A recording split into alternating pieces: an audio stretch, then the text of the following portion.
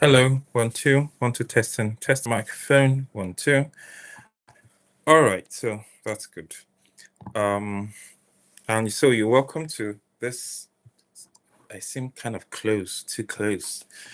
Anyway, so you're welcome to Of Politics and of the Future, and one of the things we just want to share is to give a point of enlightenment, so that we'll begin to see things differently. And better still, we will learn to position ourselves the right way. One of the things that would be the marker of success or salvation for people would not necessarily be what they have, but it's going to be more about where they are positioned. Okay. So where you're positioned will determine to a large extent how well you're going to fare off and what your end is going to be. Okay, and so that's quite important to note that. So one of the things in these sessions that I want to share with us, I've got a couple of segments, and the goal of this segment is to help us to realize how destructive our thinking might be. It might not be that something is wrong with our thinking, but if we continue to think that way, we'll continue to be at a disadvantage. Okay, and so that is why we need to begin to take a look at this. Okay, so that's good as it is. So the first thing that we already knew from 2019 coming here is the fact that the world has changed. I think that COVID was like the reset or the resetter that created a different world.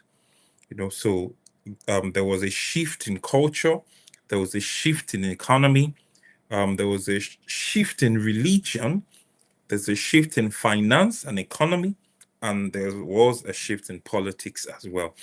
And so a lot of disruption is coming in, and how do we navigate? How do we ensure that we put ourselves at a position of advantage, like we've always said? And so one of the core things that we need to continuously put up front is the fact that when we look at the global system, the global system talks about things like work, it talks about culture, talks about ideation, talks about government, talks about economy, and all of these things begin to change. And as people who are already thinking about the future, remember, the only people who live in the future are those who create it. If you are at the mercy of the people who create the future, that is a very bad place to be. Okay, because you would always be at the base of the pyramid, and you'll always be subservient to the system. So it's important to begin to think in terms of systems, begin to think critically, begin to think creatively, and then understand systems thinking. Okay, thinking about how systems and institutions come about. So one of the core things, because I wrote them down, I don't want to go too far from my point. One of the core things that I wrote is that while others are using artificial intelligence, it will do you well to use artificial intelligence to create. A lot of people are using artificial intelligence for consumption, and that is a very, very poor place to be. Now, why? Everyone who says, oh, create a graphics, create a content, brainstorm this idea, and that is what you're doing with the artificial intelligence. And if you look at the surrounding around you or the culture around you, that has been painted as innovation. Well, that is not innovation. For the people who are here, you must not think of innovation as using AI as a consumer. Innovation comes when you use AI as what? A creator. So what that means is that you're not just saying what is. You're stretching the frontiers of designing, of creating things, of brainstorming ideas, of looking at plots and trends and coming up with new ideas. One of the things people don't realize, the genuinity or the value of artificial intelligence, is that artificial intelligence is a very good tool to create new ideas. However, before you can use artificial intelligence to create new ideas, you must be smart. You must be intelligent. A dumb person cannot use an intelligent tool to create something better. And sadly, that is how many people are currently using the artificial intelligence system. Okay, so the world is restructuring. We need to begin to have eye on the things that are changing in the world, because that is one of the things that enables us to be steps ahead. There are many things that are happening right now, and it's coming as a surprise to a lot of people. However, there are other sets of people who, when new things happen, they're not surprised because they already have a playbook of what trends and plots and what the prognostication of the future might look like. And so when something happens, oh, okay, this one has happened. So it means if this happens, then this will happen, and it's most likely this will happen. And so they need to begin to position themselves ahead of the curve. Meanwhile, every other thing that is happening is catching a lot of people by surprise. So we must learn to begin to use, because we're in the age of intelligence, and oh Lord, how do I say this? You do not have enough bandwidth by yourself to think, to create new ideas, because you are not able to think holistically. Artificial intelligence is the tool that can do that. However, it requires a person or a mind of intelligence to unlock that part of artificial intelligence.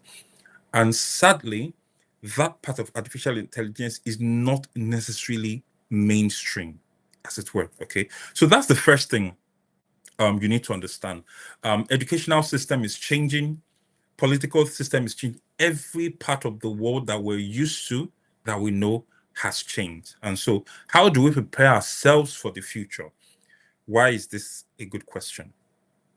Before, the way to know the future is through science and through history.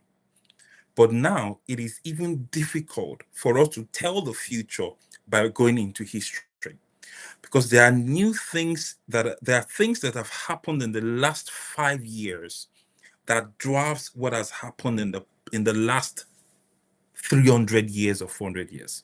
That's a telling tale.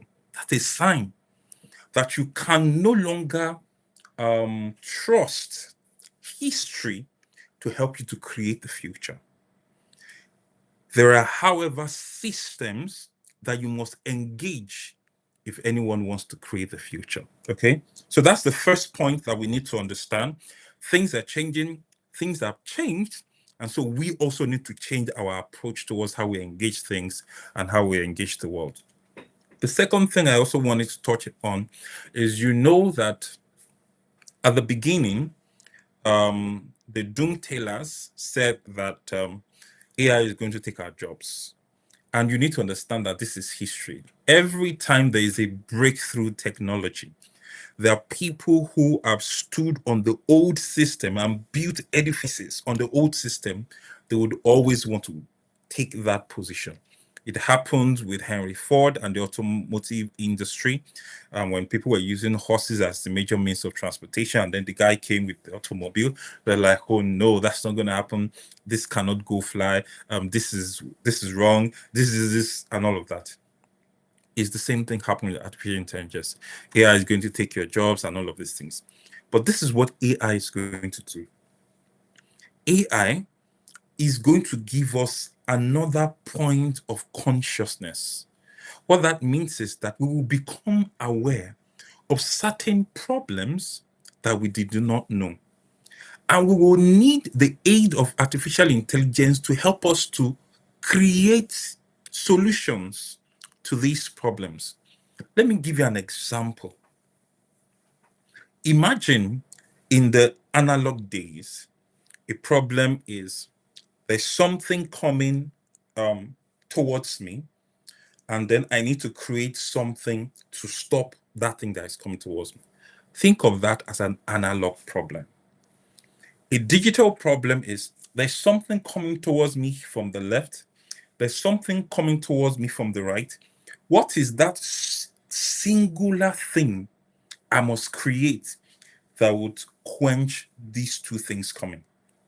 So remember, analog is linear, digital is more geometric.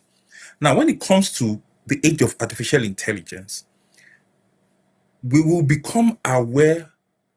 It's more of, I would want to use a spatial way to describe it, but a lot of us might not even understand that concept.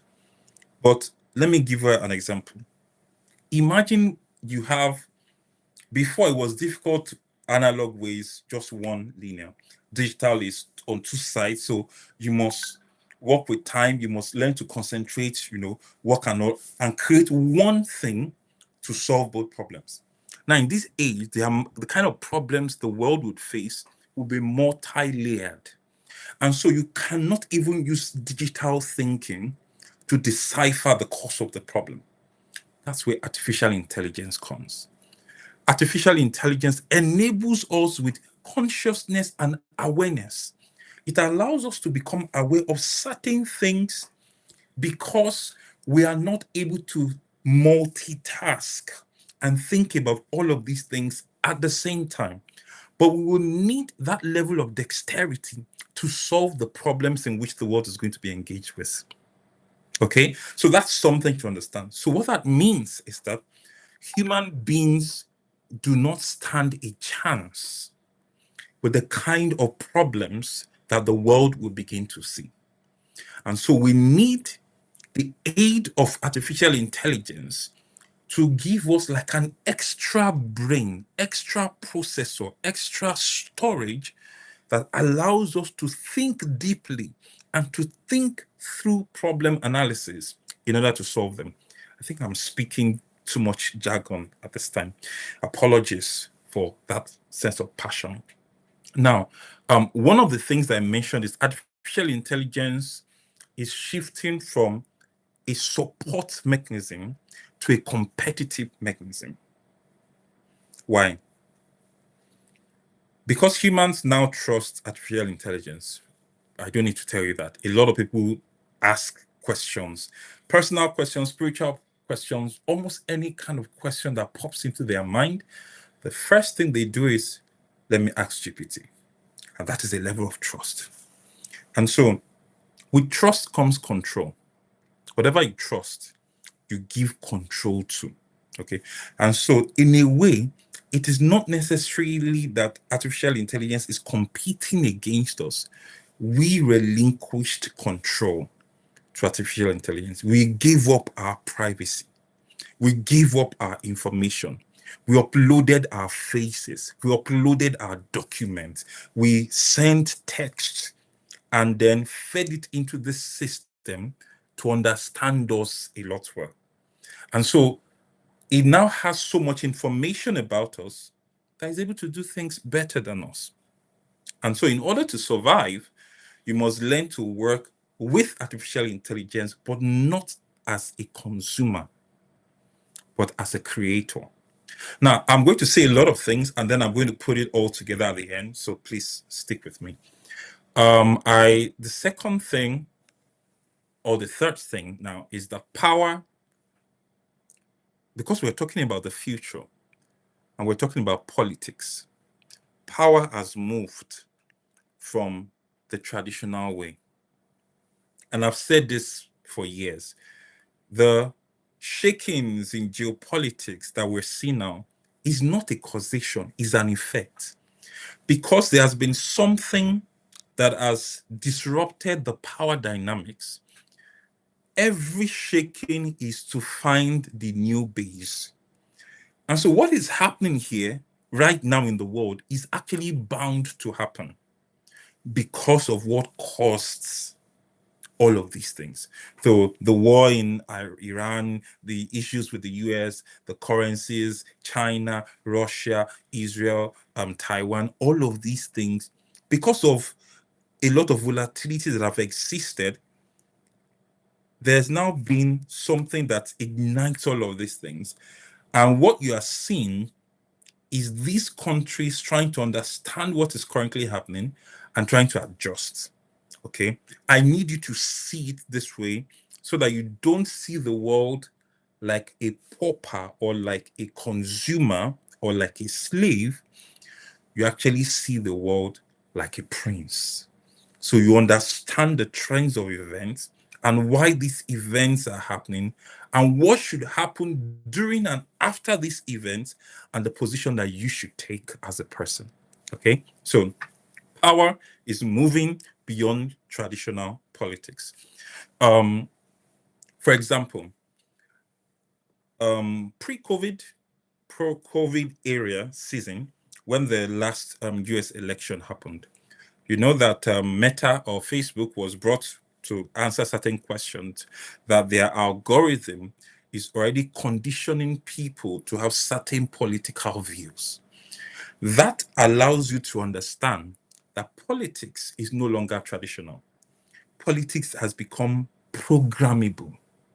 Politics has become cultural. And so it means that, remember the first example I gave about analog, digital, and then using AI and the new world. Politics is no longer manifesto, voting office, ballot papers. That is not what politics is now. Politics now is, in addition to all of those things, there is social media, there is narrative, ideologies, algorithm, behavioral patterns, psychographics. That's politics now.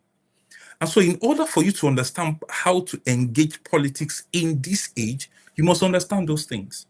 And it is almost difficult, if not impossible, for you to fully master all of that in real time and use this as a point of power to influence things in your own direction without artificial intelligence.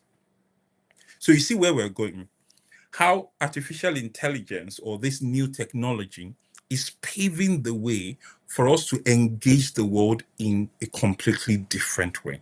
Okay. I'm just going to touch on that so that I'll have time to put all of my thoughts together at the end. The next thing is ownership is being redefined.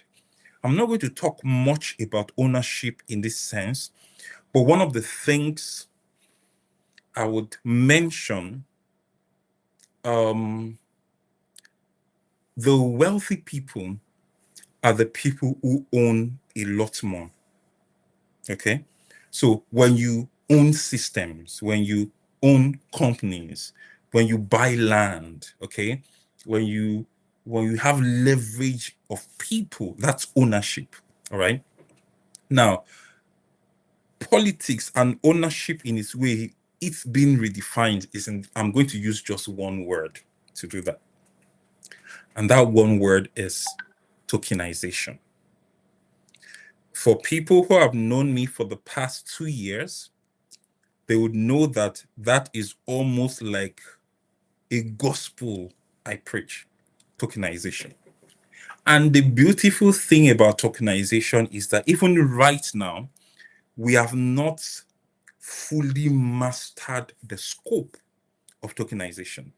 When you go online and you're talking about tokenization, one of the core things you will hear about tokenization is in the area of finance and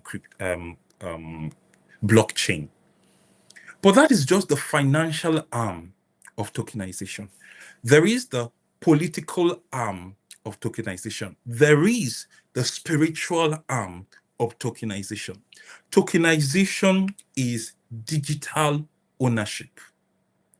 So the way you know someone who is rich, by his assets, the lands that he has, the stocks that he has, the people that work with him. That's the old ways of ownership. The new ways now is tokens.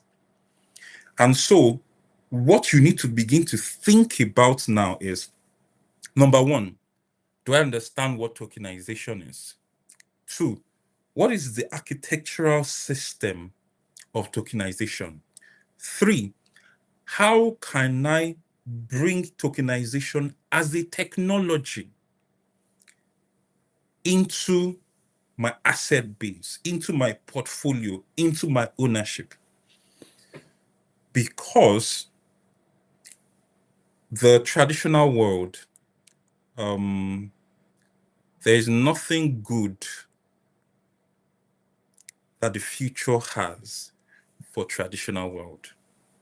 And so for those who have money in the bank, for those who bought land, for those who have stocks, for those who have companies and businesses, if you don't, tokenization is more like a safe house. That when the floods come, when the rain comes, you will still be standing. I'm going to speak in parables for now because of the sensitivity of some of those things. So you will not, a lot of people will not begin to hear about tokenization until it is too late. So one of the things, about 3 years ago, one of the things you'd hear me say a lot of times is buy grain. And the buy grain was from the book of Genesis, is a mirror of the scenario that happened in the time of Joseph when there was a famine in the land. It meant that people have spent the time of the years of plenty, but did not plan for the year of famine. Now, when the year of famine came, the only person or the only people who planned for that were the Egyptians. That's why in that time, the Bible mentioned that the whole world came to Egypt, because it seemed like during the famine, there was famine everywhere, but Egypt was sustained by a system. Now, I'll be talking about the traditional system that Joseph used and how that system in itself is a form of tokenization. So once you think tokenization, once you hear tokenization, I want you to think that scenario. So here's the thing. People had lands, people had animals, livestock, people had labor, they could work, and then there was food, and then they had a farmland. Now, the moment there was famine affected the production of food on the land. So production or harvesting of food on the land was cut off. That system was cut off. Now, the moment that system of food was cut off, the people who were perpetually consumers, they moved to the next thing, which was what? Let's start eating our livestock. Let's start eating animals. When they started doing that, after a time, they didn't have that again. We need food. The only person who had food, that's grains, was Joseph. So everything became a barter system for them. So for food, they needed to sell their land. Okay? So they gave an asset that was no longer producing and sold it for something to consume. Then from there, they went to their livestock.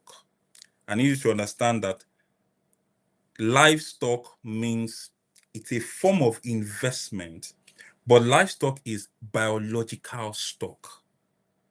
Where do you hear the word stock? Finance, the stock market. Well, the stock market is where assets and financial instruments are used as a form of investment. Why is it used as a form of investment? Because there is growth over a period of time. Now, livestock itself also has growth over a period of time, because when the animals mate, 2 animals mate, it has 4 children. After 2 years, they become 6. That is investment. That is growth. That is return on investment. So because they did not have the stock market, their form of investment was livestock. Now, they traded their livestock for grains again. When that was exhausted, they traded their labor, and that was the last phase, for grains. Here is what I'm trying to say. Those who learn to study and craft the systems of tokenization will become as Joseph, who had grains. And for the world to survive, they would need grains. But in the new world, for people in the new world to survive, they would need tokens. Tokens for businesses, tokens for investment. So it is those who create the system and the platform for that token that becomes the Messiah. All right, I'm not going to say more than that. He that has ears, let him hear.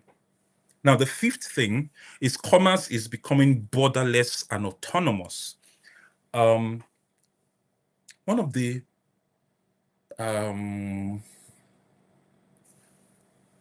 I mentioned that artificial intelligence is beginning to substitute for humans, right? Because they can do a lot better. Now, I hope you understand that the investment markets is statistics, mathematics, and psychology. Statistics, study of patterns, correlations, regressions, and all of that. Mathematics, formulas, calculations, and psychology. And the reason why psychology came into it is because of the human effect. Supply, demand, and all of that. Now, artificial intelligence currently understands mathematics well. It is beginning to grow in its acuity of statistic analysis. Statistics is what allows it to think or to become sentient. And so the moment we get to the AGI, artificial general intelligence, we will have a system that is good in mathematics, statistics, and psychology. And with that, we don't need humans to run the numbers of the stock market anymore. We'd have artificial intelligence to do that. However, the system will be so rigged that it is only the rich that becomes richer. The poor will become poorer. Again, one of the ways you can hold on to what you currently have is, you guessed it, tokenization. All right, moving forward. The sixth thing, as I mentioned here, is a new divide is emerging. And what is that new divide? I wrote here that the future gap may not be rich versus poor anymore, but is those that are adaptive versus dependent. Like I've always said, we have the creators and we have the consumers. Who are those that adapt? Adaptive people are not knowledgeable people. It is not just knowledge, because we are in the we were in the information age. There's so much knowledge out there. Everyone has the curse of knowledge. But adaptability is, what are you able to do with that knowledge to give yourself advantage? There's so much knowledge out there. Everybody seems to be saying something, but are you focused on the future? And are you focused on the right thing? And how do you adapt? You hear that there is a storm coming. Do you build a plane? Do you build a bunker? Or what do you build to avoid the storm? That is how to adapt. Okay, adaptability. Now, so for example, businesses that adopt digital tools early survived market shock better. But businesses that now upgrade to artificial intelligence, even though they will lose a lot, they will gain a lot more. By losing a lot means they will lose privacy, they will lose control, they will lose autonomy. And the more they lose it, the more it's and their freedom. Okay, and so we'd have different schools of people who still want to hold on to their privacy, their freedom, but they'll be one of the poorest people. Okay, and so that's one of the seasons where Mammon is actually going to be glorified. But we're not going into the spiritual matters for now. Also, independence and resilience are becoming critical. Independence and resilience is becoming critical. For everyone that's registered for this session through the Luma link, there is a document I'm actually going to send to everyone. And that document talks about independence and resilience. Now, that document is a high-level document. It is not everyone that has the capacity to understand it or to actualize it. However, that document talks about in the next from 2026 forward, as we clock 2030, what are some of the things you should start thinking about to maintain your independence and resilience? So, how can you self-sustain? Because the world is growing to seemingly grow into a poison. By poison, it means that the content you feed with on social media or on the TV is poisonous to your mind. The food you eat is poisonous to your health. And the government takes out freedom from you. Every financial sphere is a total wreck. And so a few people will begin to build a self-sustaining personal economy. And so when the government cuts the lights, they probably have solar power, wind power to continue to survive. If they shut down telecommunications, they have satellite connection. When they shut access to the market, they have a farm where they grow their own food themselves. They dig a well where they purify their own waters themselves and things like this. And so it is not everyone that is ready to have this conversation, but I can guarantee you, as we move closer to 2030, all of these things will begin to make sense. And to be a test of your adaptability, if you would just have this information and just do nothing with it, or you'd have this information and then you'd run with it, okay? The future rewards strategic awareness. How are you able to interpret trends, emerging trends, what's happening? And this is where the wrestle between science and spirituality comes. Science is racing at an alarming pace to almost get to know the future or preempt the future. And that is what spirituality, also does by, okay, that's cognition, wisdom, knowing things, discernment, and things like that. But because we are believers and the people I'm speaking to, I believe are also believers, you need to, your altar must be on fire. I think that's just one of the things I'm going to say. Your altar must be on fire. Spend time praying, because as the days become darker, it is only the people with wisdom that would shine like the stars of the firmament. Okay, so those are a couple of things. Like I mentioned, I need to see all of these things, and I'll put it all together.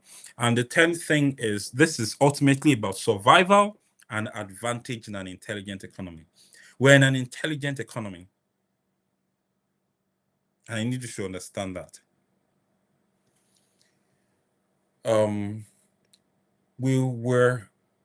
The last economy we were was a technological economy.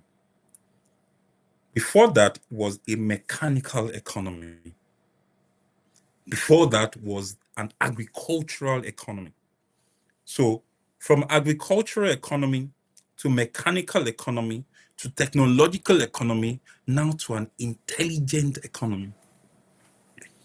And people might call this a conspiracy, but many civilizations, when we get to the intelligent economy, is when there's an implosion, whether it's the unveiling of extraterrestrials or the way we live our lives changes because of we now need more energy to fuel the intelligent economy. We need more energy. You think that what they talked about climate change, that was for the technological economy. For the intelligent economy, it's one of the reasons why for many adaptations of the future is usually dark and gloomy. There is no sun because every form of energy is sucked into this super intelligent brain to control everyone else. Now, after saying all of these things, where does that put you? And what are you supposed to be doing right now? Number one, because we are in an intelligent economy and you cannot afford to just be a consumer in this kind of economy, one of the things you need to do is to learn to be intelligent yourself. The dumb people have no stand. At least the intelligent people will have a fighting chance. Now, what does intelligence mean? Learn emotional intelligence, learn critical thinking, learn systems thinking, learn analytical thinking, be able to see pieces of information and by wisdom learn to connect the dots. That's what would save us in this season. So, how does politics now connect with this? Now, when I said politics, I didn't say government. Politics has to do with a system of administration that is responsible for management and distribution of people and or resources. Now, this distribution of people and or resources can affect culture, can affect commerce, can affect economy, finance, what have you. But in the political sense, what I want you to think about is ownership. Ownership, not just leadership. Ownership. What does that mean? You have to have a sense of responsibility for everything that is happening within your space. And you should ask yourself the questions of what can be done. I'll give you an example. The issues with let me use Nigeria as a case study. The issues with the kidnappers. Have you taken time to own that scenario? Exactly is the problem. Who are those responsible? What enables this thing to thrive? Who is gaining as a result of this thing? Who will ensure that this thing is sustained so that they can continue to get their ROI? What agenda does this ride on? This is how we begin to think and break things down. Now, when you understand the problem, you understand the channels of the problem, you understand the source of the problem, then that lets you know how to get a solution. Whether you have it in you, whether you need to form alliances with other people in order to get that done, that is ownership. The economy is down. What is the problem? Who is responsible for this problem? What is the channel of this problem? What is the source of this problem? Who will ensure that things remain this way, if not worse, because that makes them profitable? This is how to begin to think. So you turn your analytical brain on, system thinking, critical thinking, you are able to begin to look at situations and find out what can be done. What can I do? Where do I come in? That is taking ownership. And that's what I mean by politics. A politics of people who take ownership of a certain thing, certain community, certain agenda, certain ideology.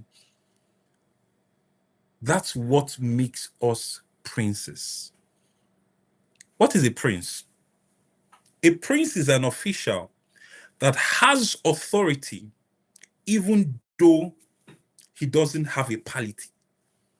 In the sense that, okay, so a kingdom is the dominion of the spans where the authority of a king or a ruler is felt. That is a kingdom. And that's where a king comes in. A prince, on the other hand, has authority over jurisdictions. And that is who we should be or how we should think. What is that jurisdiction that you have and what are you doing about it? If you are thinking like that, you can never be a consumer. Because when you already know who the enemy is, what the source is, what the channel of the problem is, who is responsible, who ensures that this problem continues because he's being profitable from it, then you begin to think, how do you fight this? And one of the rules in princedoms is you cannot fight another prince that sustains you. You must break free from his sustenance before you can engage in warfare. And it happens spiritually as well. You cannot say that you are contending with immorality when you still suffer from lust. It cannot work. You are still under the influence of that prince and you want to fight against it. The Bible said something, and Jesus said it here. He says that the prince of this world comes and finds nothing in me. What does that mean? It means that that is the chance I have to overcome. When you begin to put all of these things together, the call to be holy is not because God does not want you to enjoy life. It's not because God wants you to be beggarly. Or no. The call to be holy is so that in the day you will rise as a representative of God, when the enemy sees you and wants to lay claim of his authority over you, there'll be nothing in you that compels him to ride over you. That's holiness. That's why, as believers, we must not sin. But when we are thinking that, oh, God does not want me to enjoy, this God is not a what's up. See, people are enjoying, people are making money, and you're still thinking that way, you're not thinking ownership. You're not thinking politics. You're not thinking kingdom. And so, when you think about the diagnosis of that problem, and you know who must profit, and maybe the person who profits, I'll give you an example, is this is a hypothetical case, has authority over power supply.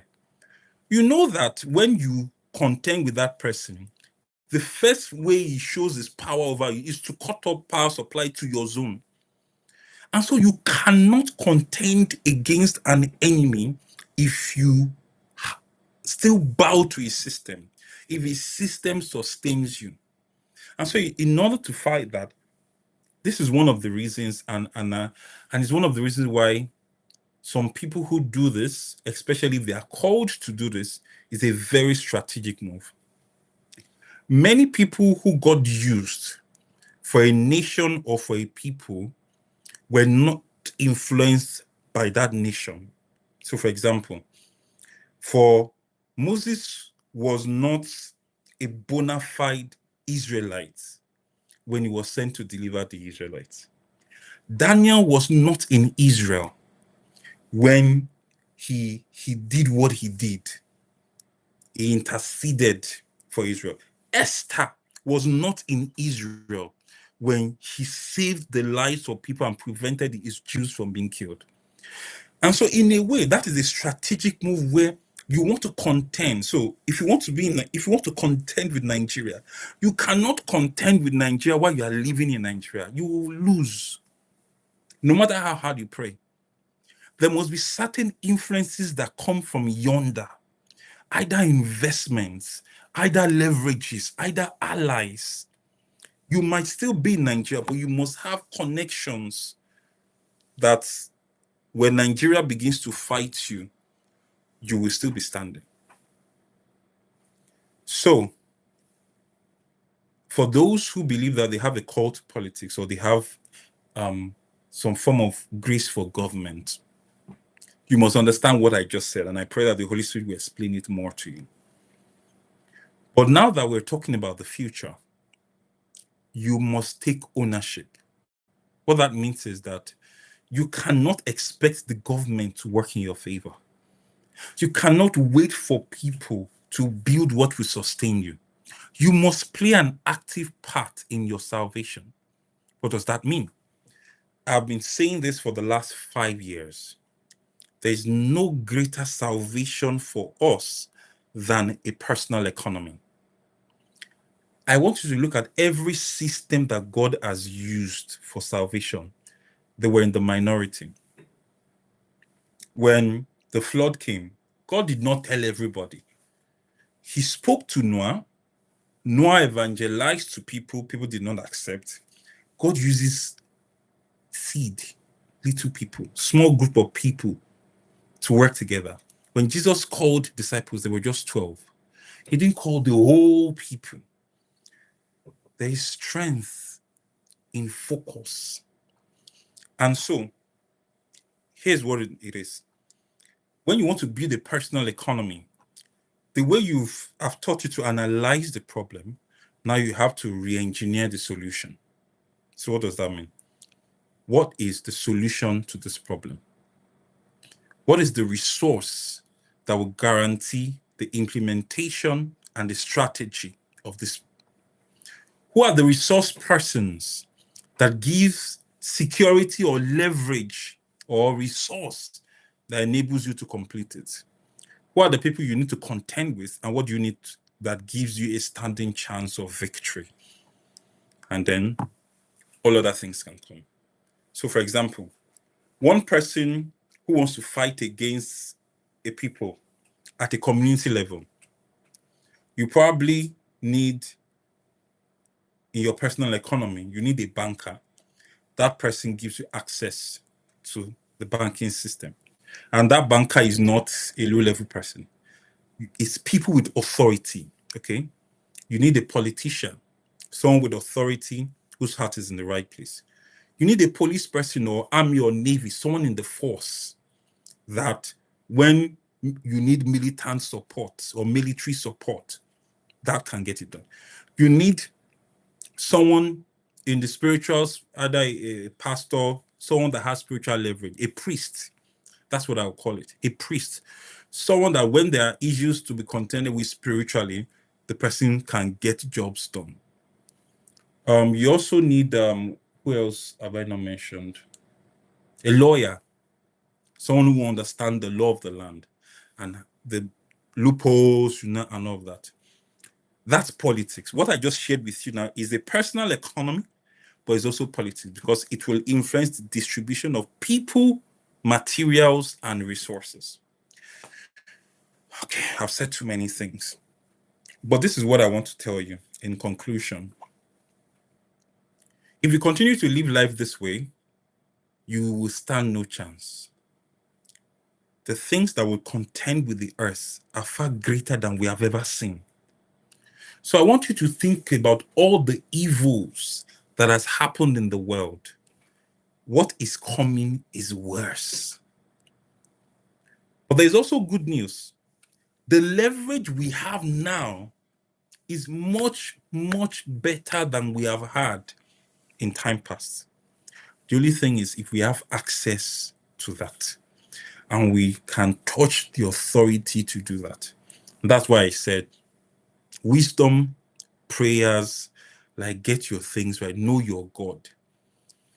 If it's vigils you are doing, if it's fasting, if it's prayer, whatever it is, to ensure that your altar is born and you can hear the voice of God, not through someone else.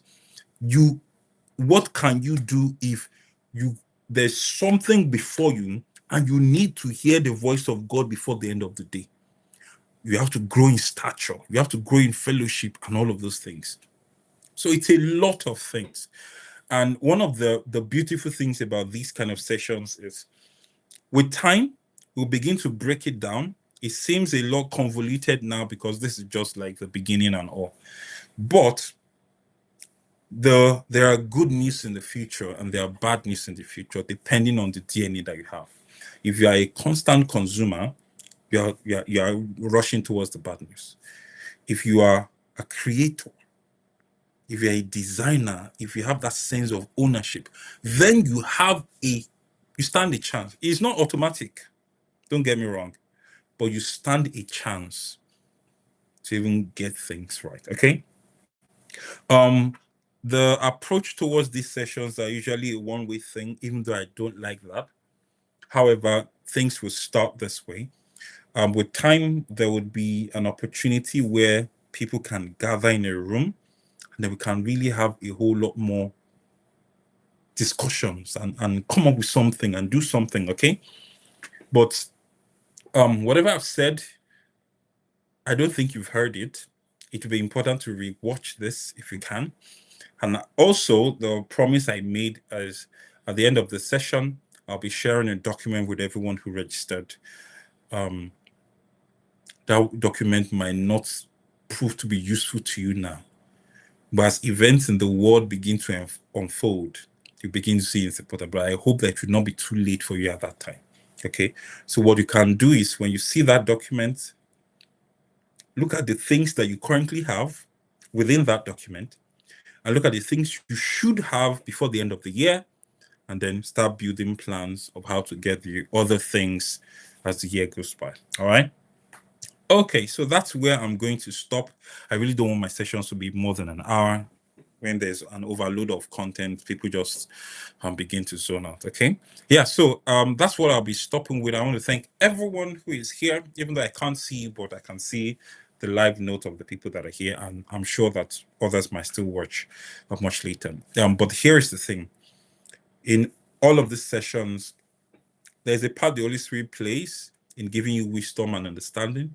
However, based off of certain things that are happening in your life as well, if there are certain questions that you have, I'm always open. All right, you can always ask these questions, and maybe we'll just dedicate some times where we'd get to talk about that. Because the key thing here is my compulsion for ownership might be different from yours.